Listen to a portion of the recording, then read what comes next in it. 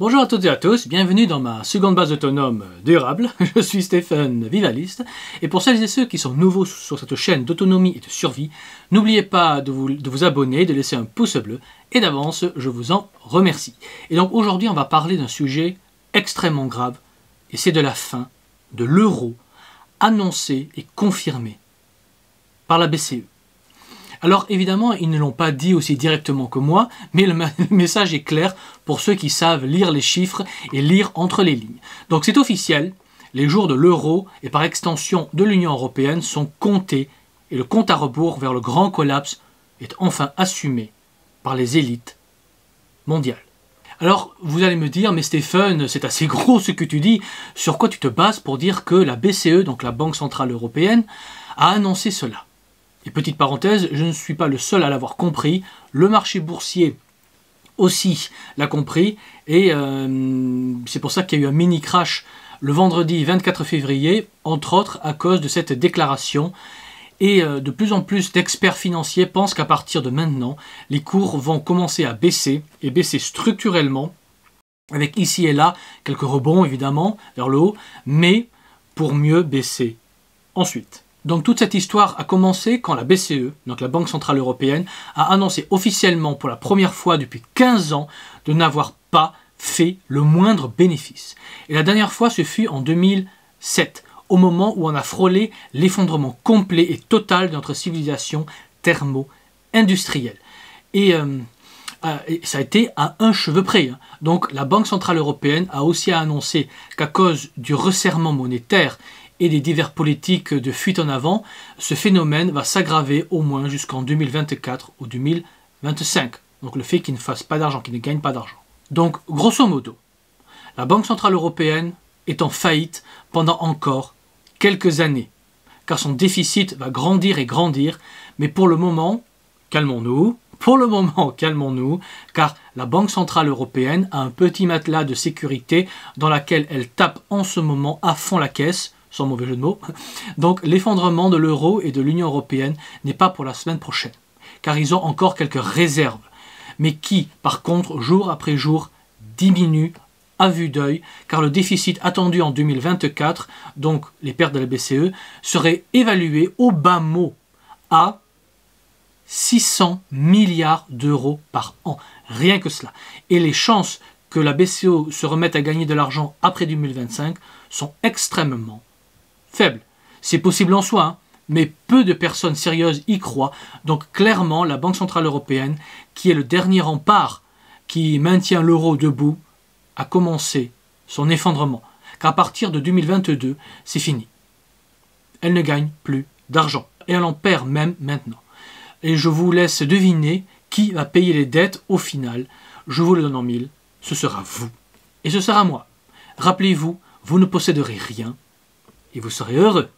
Mais passons. Ce qui est très préoccupant est que toutes les banques centrales principales du monde occidental sont en déficit. Donc on parle des banques centrales suisses, scandinaves, américaines, australiennes, etc. Donc ce n'est pas un phénomène européen ou français. Mais comme nous avons une monnaie commune en Europe, forcément, c'est bien vous et moi qui allons devoir combler les pertes de la BCE qui se comptent en centaines de milliards. Je tiens à le rappeler.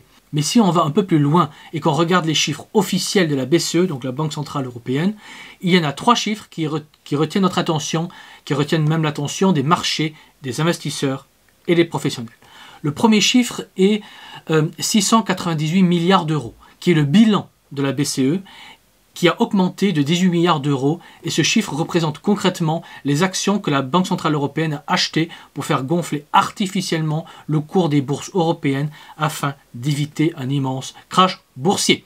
Le second chiffre est de 1,7 milliard d'euros, qui a été retiré des réserves stratégiques monétaires afin de ne pas afficher de pertes officielles en 2022.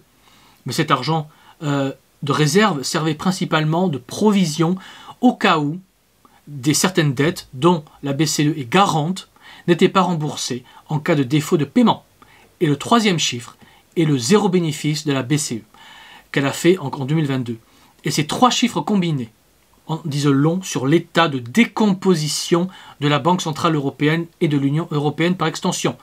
Alors vous allez peut-être penser qu'il suffirait à la BCE d'imprimer des euros pour combler les trous et déficits, mais le souci est double.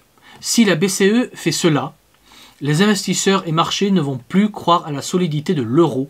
Et deuxièmement, une impression monétaire se traduit toujours par une inflation et des hausses de prix, ce qui pourrait causer des troubles et au pire des révoltes anti-Union européenne de l'intérieur. Donc que ce soit pour éviter les menaces de l'extérieur et de l'intérieur, et la BCE ne peut pas imprimer en masse de l'argent pour combler ses pertes. Ce qui rajoute de l'huile sur le feu est que le bilan de la Banque Centrale Européenne est bourré de dettes d'État avec des taux d'intérêt très bas, voire négatifs. Donc sur 10 ans, cette partie du bilan ne rapportera pas d'argent, voire très peu. Sans compter que n'importe quel État européen peut à tout moment imploser. Quand on voit par exemple que le déficit français est de 55% et chaque année grandit, on se dit que ce système ne tiendra pas 10 ans. Car si un pays fait défaut, la BCE implosera en même temps, faute de réserves pour combler les pertes. Donc, de fait, pour les années à venir, officiellement, la Banque Centrale Européenne n'aura que des pertes et les actifs qu'elle a reposent sur des dettes d'État qui sont eux-mêmes au bord de la faillite. Donc, on a vu que la Banque Centrale Européenne ne gagne pas beaucoup d'argent et ne crée pas de monnaie en masse. Donc, concrètement, elle va emprunter sur les marchés financiers de l'argent et elle, par contre, va payer de vrais taux d'intérêt sérieux. Donc, vous comprenez bien que si vous empruntez de l'argent avec un taux à payer de 3% par exemple, et qu'ensuite vous prêtez cette somme à un pays de l'Union européenne à 1%, vous comprenez bien que la différence sera une perte. Et ce système ruine la Banque Centrale Européenne et l'amène à sa perte à terme. Ceci dit, vous comprenez aussi pourquoi la Banque Centrale Européenne augmente ses taux d'intérêt pour, d'une part, lutter contre l'inflation, qui est quand même sa mission principale, et d'autre part, de commencer à réduire ses pertes, dans l'espoir ensuite de se remettre à gagner de l'argent à partir de 2025-2026, selon ses dires. Alors, ce que peu de gens savent, est que la Banque Centrale Européenne a des actions et paie des dividendes aux États qui possèdent les actions de la BCE. Ainsi, la France, par exemple, possède 16% des actions de la BCE. L'Allemagne possède 21% des actions de la Banque Centrale Européenne, etc. Et normalement, chaque année, la BCE verse des dividendes, mais là, la BCE a officiellement annoncé arrêter de verser des dividendes aux États. Ce qui concrètement signifie moins de revenus pour l'État, et donc cela va creuser encore plus le déficit de l'État qui récolte moins d'argent. Et donc, soit l'État va réduire les dépenses, donc le service public, disons-le, soit va augmenter les impôts concrètement pour compenser cette immense perte annuelle.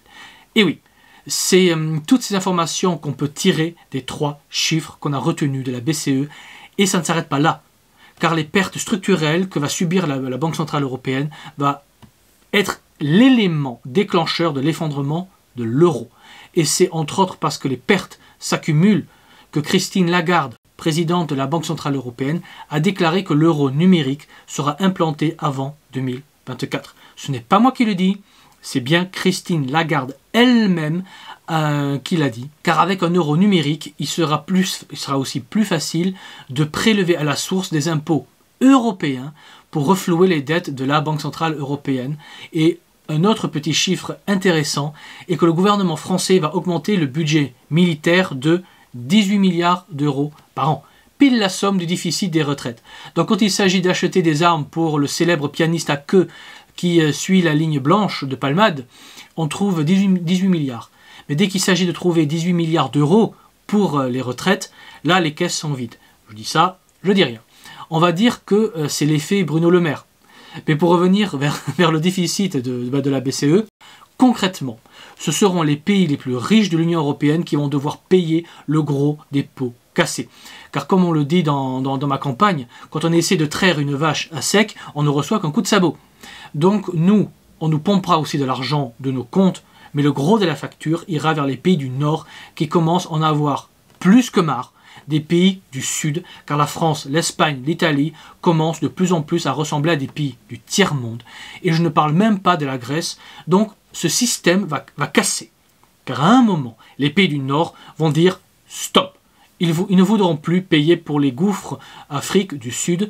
Et c'est entre autres pourquoi la zone euro et l'euro sont condamnés à très court terme. Et aujourd'hui, on a des dettes qui clairement traduisent qu'on va vers cette direction à marche forcée.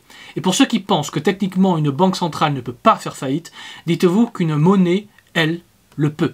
Et on va vers la fin de l'euro.